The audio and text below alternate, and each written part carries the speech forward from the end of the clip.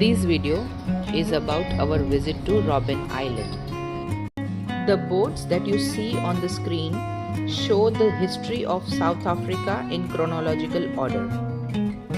These are put up in the ticket checking area from where you board the boat that takes you to the Robben Island. Robben Island is an UNESCO World Heritage Site. It is historically important because Nelson Mandela was imprisoned here for 27 years.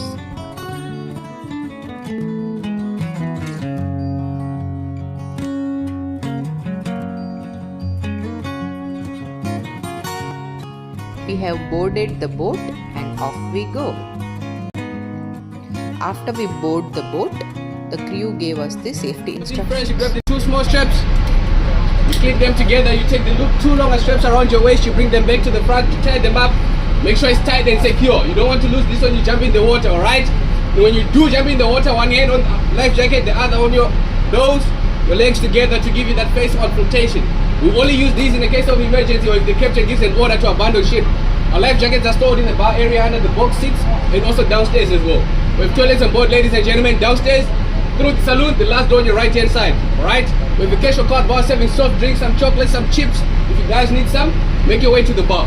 Alright? The trip to the island is going to be approximately an hour. You guys are going to spend around 2 hours over there, another hour back. So all in all, a total of 4 hours you should expect from this whole experience. Alright? Enjoy the trip, guys. Thank you. Once we set sail, we spotted a luxury yacht named the Salt.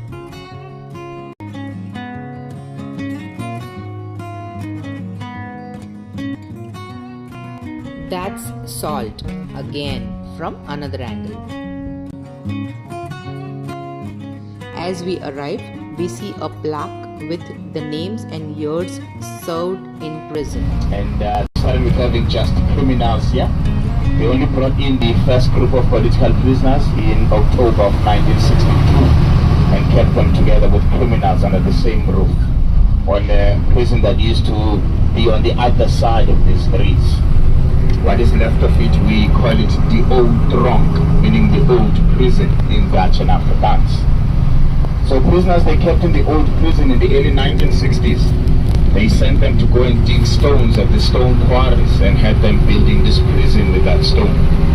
They built this prison from 1962. By the end of 1964, they were all moved from the old one to this one.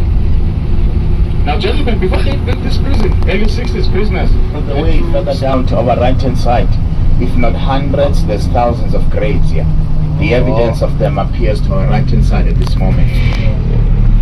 Now, gentlemen, these graves are from the time, one of many times in our history as human beings, when the world was stricken hard by the disease known as leprosy. They once used Robben Island as a leper colony. And that was from 1846 up to 1931, when whoever suffered from leprosy in this part of the world, they'd send them to this island to quarantine. So all of those who died then as patients here, this is what is left of their graves today. And they used to divide them when they arrived on this island. They used to divide them according to race and gender. And they divided them according to gender because they didn't want them to have babies, because they believed that babies will carry the disease and continue legacy of leprosy. But still with those segregations, according to Robben Island's records, those who had leprosy on this island found ways of having up to 21 babies born on this island. You know, where there's a man, there's a way, right? And babies were living proof that the disease could not be transmitted from mother to a child during birth. All those 21 babies were born healthy without leprosy. But they used to separate them from their mothers right after birth. And they did use babies to understand the disease further. But according to the records, they eventually sent babies out of this island to the mainland, to places like orphanage homes, you know. But that's whose graves you find on this part of this island, from where the prison is, of course. To come from Cape Town, so they decided to close the school. They even have restrooms, toilets available on site. But what I will kindly ask of you, gentlemen, is to try and not go beyond the fencing of the area. There are some very rare species of birds that lays eggs around here. So we're trying to protect them. We're trying by not breaking their eggs. Some of those species are African penguins, as you can see on the corner there. There's some African penguins on the corner there. There's hopefully more in front. There usually is. Actually, yes, much closer on the rocks in front. There's more African penguins. Here they sell craft to your right hand side, but inside they sell snacks. The guide told us to look out for penguins, but look what we spotted.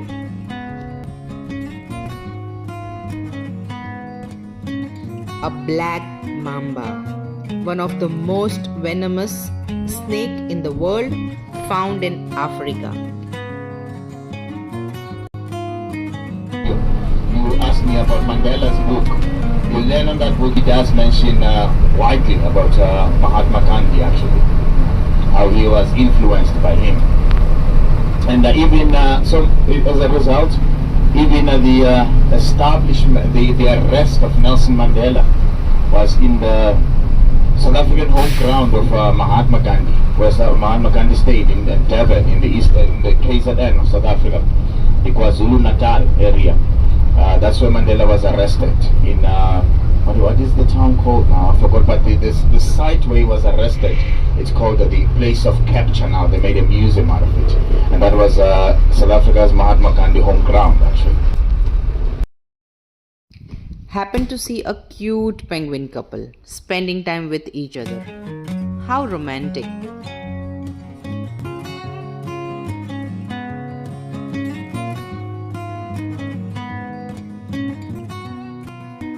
On screen, you can see the enlarged version of documents filled while admitting a prisoner at Robben Island prison. This prison cell housed 30 prisoners. We explored the different areas of the cell. This was the toilet and shower area.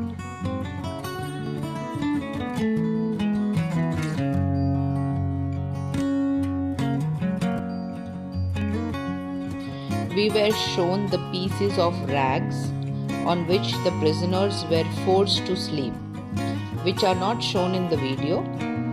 Then the prisoners revolted and demanded a basic beds, which were given in the form of bunk beds.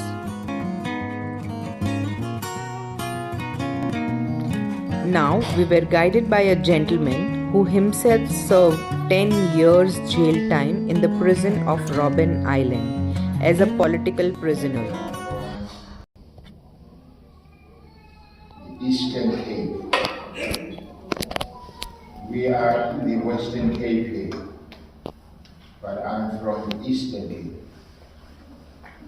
I stayed here because I was a prisoner here myself. I came here in 1977 and I left here in 1987. In other words, I did 10 years here as a political prisoner here.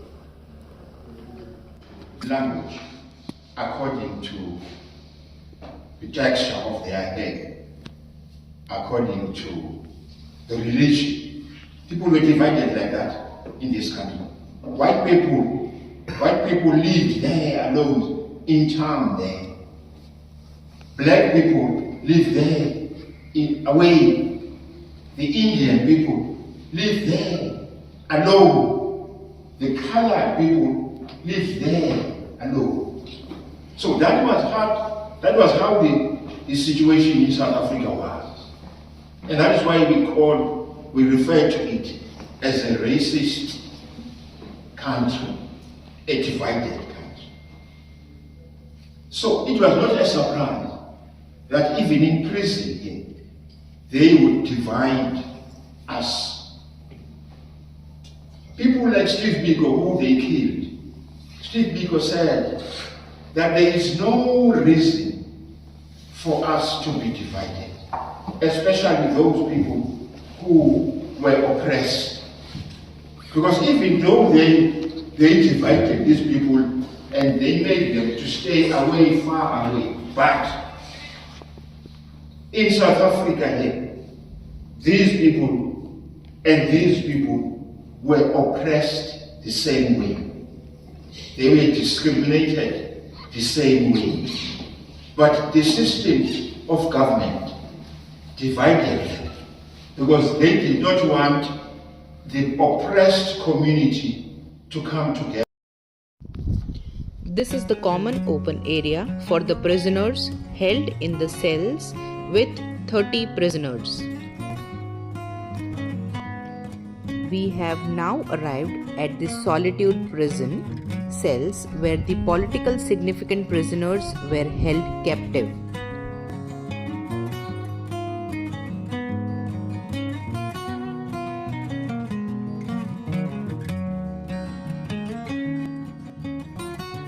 This solitude prison cell was where Nelson Mandela was imprisoned for 27 years. On our way to exit and from where we boarded the boat back to Cape Town, we saw 5 statues of people who had a significant impact in the making of South Africa as we see it today.